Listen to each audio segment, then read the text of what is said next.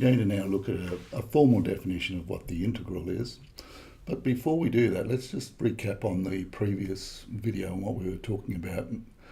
And we had an object that was moving in the first 4 hours, and so its velocity changed to the tune of the velocity can be calculated by 4 times t squared, where t was in hours, etc., etc.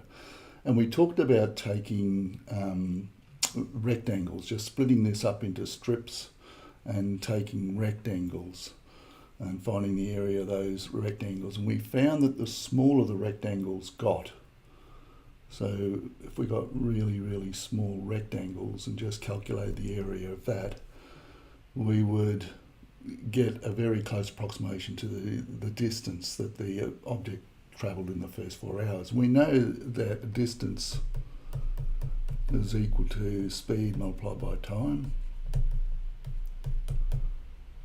And if we look at the area of this little rectangle here, or thin rectangle, if we say that this was a small increment in time, now we can call that delta t, or we can say now that it is dt.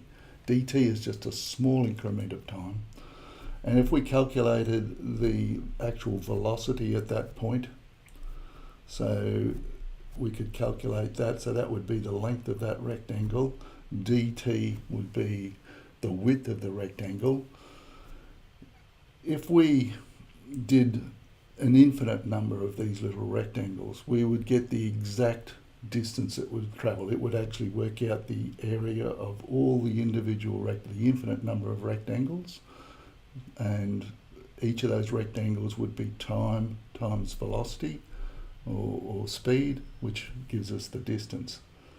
So we could say that the distance travelled, this is referring back to the previous example, distance travelled would be, now if we're going to add up an infinite number, the way to write that mathematically is using summation notation. So it's the sum of an infinite number. So we would say it would be a limit. So this will be equal to the limit as n approaches infinity of an infinite number of rectangles, and each of those would be v of t, which would be the velocity at that particular point, times dt, which is the width of the rectangle. So this is a nice way of saying we're going to have an infinite number of rectangles here. The width is dt, the velocity, this v of t, would be calculated for each rectangle. So here's another little rectangle here, so it would calculate that point for v of t. Here it would calculate that value for v of t. And so we're looking at an infinite number of rectangles, the area of an infinite number of rectangles. And so that's what we've been talking about as what is the distance travel. And now we're going to say, well, okay, a way to write that, it would be the sum of, now this is talking in calculus, the sum of v of t dt. Okay, now that's the integral sign, but you can think of it as like an elongated letter S. So it's the sum of all the rectangles like v of t dt.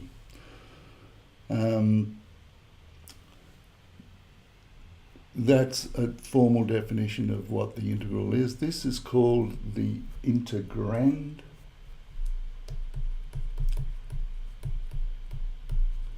And this is what we are integrating with respect to. So WRT is with respect to. So we're integrating this function with respect to the variable t. We'll just take this one step further. And as you know, before we go on, that is the area underneath this curve. Now in this case, it would have been from 0 to 4. So this is my starting value. This is my, if you like, lower value of t.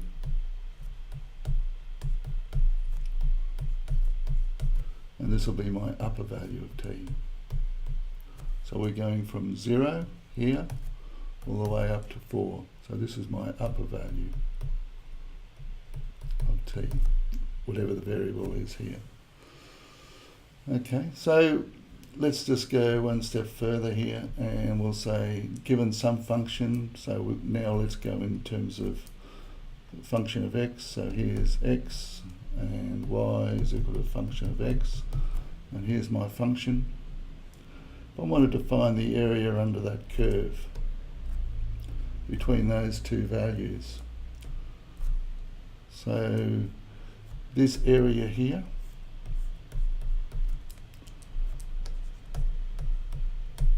will be the integral between a and b, my lower value of x, my upper value of x, and this is f of x, the integral of f of x dx. Okay, now just so we've got our thinking right, when we find the derivative, if you've got distance versus time, and we have some function, when we find, so this is distance here, so we've got f of x, so when we find the derivative, so dy dx will be the rate of change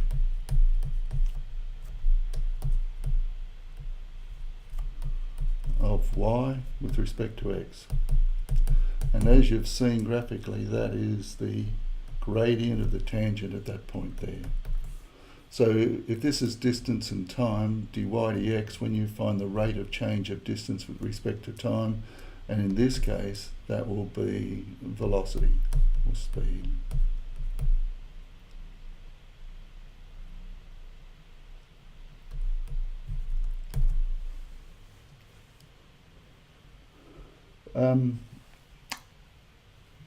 The opposite of finding the derivative is the integral. So when we find the integral, we must have here some sort of rate, and here we have time.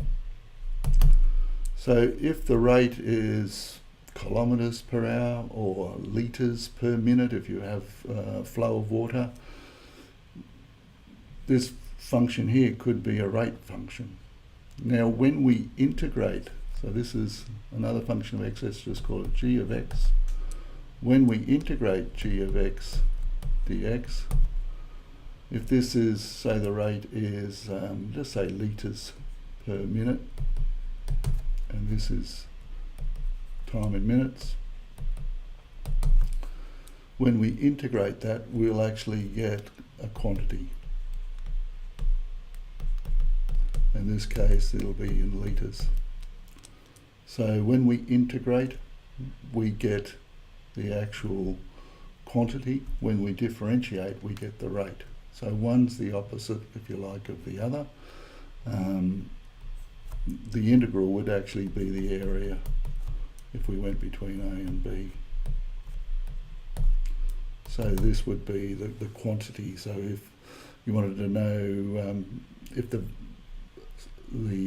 fluid was leaking out at a variable rate, and here is the variable rate, and you wanted to know exactly how much leaked out between A and B, you would use integration. If you wanted to find some sort of rate, then you find the derivative. Now we're going to go through and more formally talk about this and how to calculate this. We certainly won't be doing sums, upper sums and lower sums, or what were called Riemann sums after the mathematician Riemann. We're not going to be doing Riemann sums. We'll actually use a technique and a formulas for actually working out integration.